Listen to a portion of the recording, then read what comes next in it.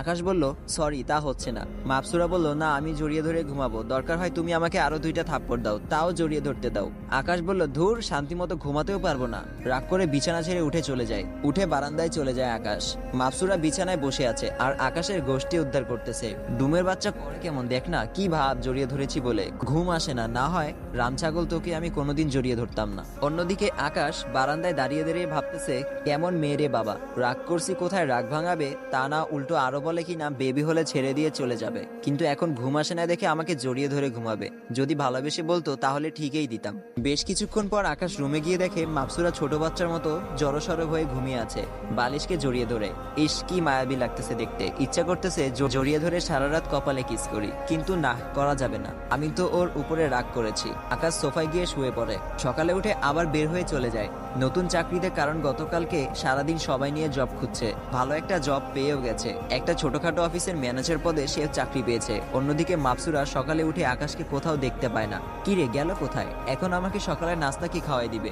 না, আম্মুর কাছে গিয়ে জিজ্ঞাসা করি, আম্মু আম্মু, আকাশ কোথায়? আম্মু বলল, মারে, সে তো বলে গেছে আজ থেকে নাকি নতুন চাকরিতে জয়েন করবে, তাই অফিসে গেছে হয়তো। মাপসুরা বলল, কি? এবার মনে মনে বলল, খাটাস একটা নতুন চাকরি পেয়েছে, আমাকে একটা বড় বলেও নাই, ঘরের বউয়ের কথা ভুলেই গেছে। ধুর, কি বলছি, আমি তোর বউ না, খালি 1 বছরই না। আম্মু, আকাশ তো চলে গেছে আমাকে না খাইয়ে দিয়ে, এখন সকালে নাস্তা কে খাইয়ে দিবে আমাকে?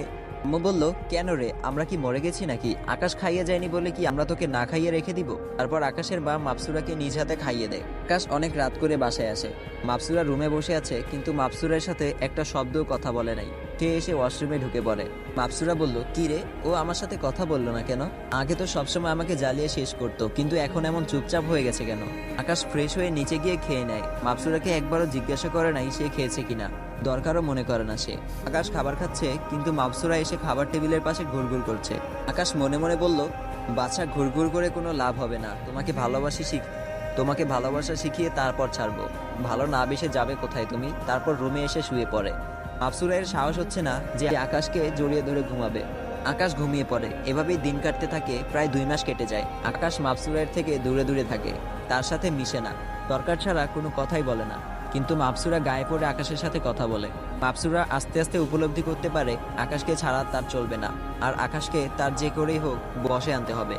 হয় আকাশ তার হাত থেকে ছুটে গেলে তার 12 বছরের সাধনা নষ্ট হয়ে যাবে। এত বছর পরে যুগ সাধনা করার সময় এসেছে, কিন্তু একটা জিনিস মাথায় কাজ করে না, ওর জন্য মনের কোন একটা জায়গায় ভালো লাগা কাজ করে। 11 অমাবস্যায় 11 জন পুরুষকে সে বলি দিয়েছে, কারণ হচ্ছে পরিপালকের সাধু বলেছিল যে 12 জন পুরুষকে বলি দিলে সে বিলাস এক প্রত্নতত্ত্ব হাসিল করবে, তার সাথে সাথে সে 100 শক্তিশালী পুরুষের সমান শক্তির অধিকারী হবে, যার ফলে সে সমস্ত পরিপালকের রাজ করতে পারবে।